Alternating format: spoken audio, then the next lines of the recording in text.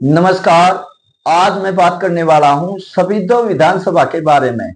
सभी विधानसभा क्षेत्र में कुल वोटों की संख्या 2 लाख के नियर अबाउट है, जो पिछली साल से 5-6 हजार वोट ज्यादा बढ़े हैं। पिछली बार यहां से कांग्रेस के सुभाष गंगोली ने बचन सिंह आर्य को 3,500 वोटों के नजदीक से हराया था। वैसे तो सभी विधानसभा क्षेत्र है जो नॉन जाट बाहुल क्षेत्र है और यहाँ वोटरों की संख्या गांव में ज्यादा है जबकि शहर में कम है। पिछले विधानसभा चुनाव में यहाँ आमने सामने की टक्कर कांग्रेस और बीजेपी में थी, लेकिन इस बार हालात बदले हुए हैं और यहाँ मुख्य मुकाबला 4 कैंडिडेटों के बीच में रहने की संभावना है, जिन्होंने अपनी तैयारी पूरी कर ली है। जिनमें से सुभाष गंगोली को कांग्रेस की तरफ से टिकट मिला है, तो बीजेपी की तरफ से पंडित राम कुमार गौतम जो पहले नारनौल से एमएलए थे उनको टिकट दिया है। यहाँ से बचन सिंह आर्य जो पीछे बीजेपी के कैंडिडेट थे और बीजेपी के बड़े गद्दावर नेता हैं और जो अपने क्षेत्र में हमेशा से ही सक्रिय रहते हैं, उन्होंने भी ये इलेक्शन लड़ने का फैसला किया है और वो भी यहाँ से विधानसभा का इलेक्शन लड़ेंगे। इसलिए उन्होंने बीजेपी पार्टी से इस्तीफा दे दिया है और अपनी तैयारी पूरी कर ली है। ठीक इसी तरह से जसवीर देसवाल जो अंटा से बिलोंग करते हैं और एक उद्यमी हैं, उन्होंने भी बीजेपी पार्टी की सदस्यता से इस्तीफा दिया और चुनाव लड़ने की घोषणा कर दी है। ठीक इसी तरह से चारों के बीच में मुकाबला होने की पूरी संभावना है, क्योंकि चारों ही कैंडिडेट का सभी विधानसभा क्षेत्र में अपना खुद का रसूख भी है और जान पहचान भी है। तो वैसे तो यहाँ हर पार्टी ने अपने कैंडिडेट उतार दिए हैं। कल जेजेपी ने सुशील कुमार जो एक्स सरपंच हैं बहादुरगढ़ से, उनको टिकट दिया है जो बरागी कम्युनिटी से बिलोंग करते हैं। वैसे तो यहाँ कैंडिडेट 10-12 होंगे, लेकिन मुख्य मुकाबला जो लोगों के सुनने में आ रहा है इन चारों के बीच में ही रहने की संभावना है। वैसे भी सभी नॉन बाहुल एरिया होने की वजह से यहाँ हमेशा से ही मुकाबला रोचक रहा है और यहाँ से पिछले विधानसभा को देखें तो यहाँ से बाहरी कैंडिडेट सिर्फ 2 बार ही जीत गए हैं, जिनमें से कुंदनलाल जो जींद से बिलोंग करते थे, प्रजापत जाति से उनका संबंध था, और ध्वजाराम। उसके बाद सभी विधानसभा क्षेत्र में आज तक किसी बाहरी कैंडिडेट को विजय प्राप्त नहीं हुई है।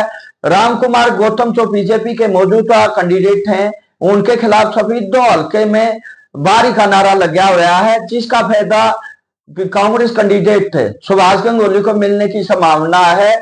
वैसे राम कुमार गौतम बड़े मेहनती आदमी हैं और उनका तो चुनाव के लिए प्रचार है बीजेपी की हाईकमान संभालेगी और बीजेपी के बड़े बड़े नेता जब उन्होंने अपना नॉमिनेशन फाइल किया उस समय भी मौजूद रहे हैं।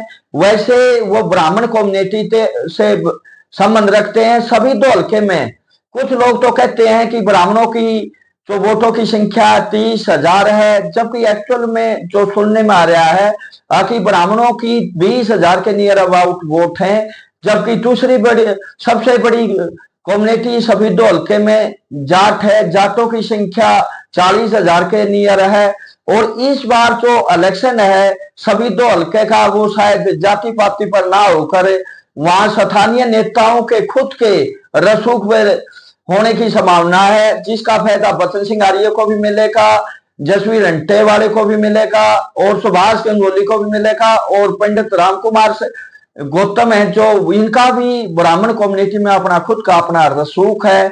ये तो आने वाला समय ही बताएगा कि यहाँ से कौन विजय होगा और कौन किसको हार प्राप्त होगी। लेकिन सभी 2 हल्के के लोगों की रुचि इस इलेक्शन में कुछ ज्यादा बढ़ी हुई है, क्योंकि आजकल एक तो संसाधन बहुत ज्यादा है, यूट्यूब का जमाना है, व्हाट्सएप का है, एक दूसरे का संपर्क होता रहता है। आज सभी 2 हल्के के किसी गांव में सुन लें या पूछ लें, वहां इलेक्शन की ही चर्चा रहती है और इसी वजह से लोगों की इलेक्शन के प्रति रुचि बढ़ी हुई है। ये तो आने वाला समय ही बताएगा कि यहाँ से राम कुमार गौतम विजयी होते हैं या सुभाष गंगोली होते हैं या बचन सिंह आर्य होते हैं, लेकिन जो यहाँ के वोटर हैं वो सभी इन चारों को बराबर का मानकर सुभाष गंगोली को थोड़ा एज दे रहे हैं, क्योंकि सुभाष गंगोली के प्रति गांव में एक चर्चा है कि ये शरीफ है, लोकल है और किसी तरह की पार्टीबाजी में ऐसा नहीं लेता। इसके विपरीत बचन सिंह आर्य के बारे में सभी तो हल्के में ये चर्चा है कि वो गांव की और परिवारों की अंदरूनी उसमें पार्टीबाजी में हिस्सा लेता है, इसलिए उनको इस बात का थोड़ा नुकसान होगा। वैसे बचन सिंह आर्य के बारे में सभी तो हल्के में ये भी चर्चा है कि वो यारों का यार है, जहां खड़ा हो जाता है वहां उसकी दिल से पूरी मदद करता है, उसके जितना उस पर उसके करता है, इस बात का बेनिफिट भी उनको मिलने की संभावना है। अब राम कुमार गौतम के बारे में देखने वाली बात होगी कि राम कुमार गौतम जी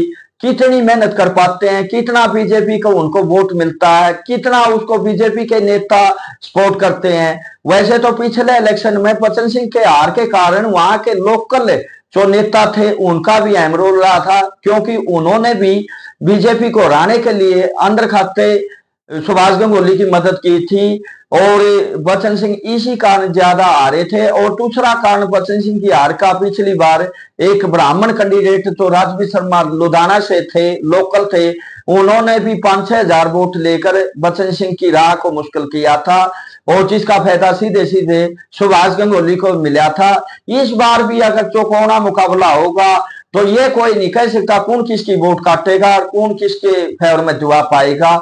ये तो आने वाला समय ही बताएगा कि सुभाष गंगोली दोबारा विधायक बनते हैं या राम कुमार गौतम बाजी मारते हैं या बचन सिंह आर्य को एक करिश्मा करके दिखाते हैं या जसवीर अंटेवाला जो अपने रसूख के ब्याह पे खड़े हैं वो कितना मुकाबले को रोचक बनाएंगे।